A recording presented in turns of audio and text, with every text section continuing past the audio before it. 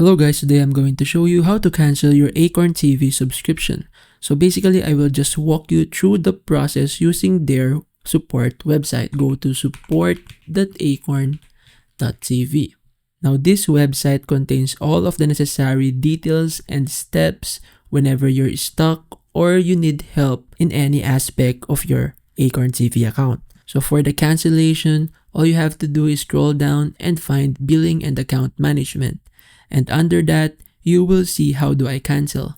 Now click on it, and here are the steps on how to cancel. So let's run through it. So first, go to acorn.tv and then click on My Acorn TV in the top right hand corner. Navigate to the Manage Account section. Click the option to cancel subscription on the left side of the screen and then confirm the cancel by clicking Cancel Acorn TV. Now it says here that if you are signed up through iTunes, Google Play, Roku, Amazon Fire TV, and etc., follow the respective platforms' cancellation instructions.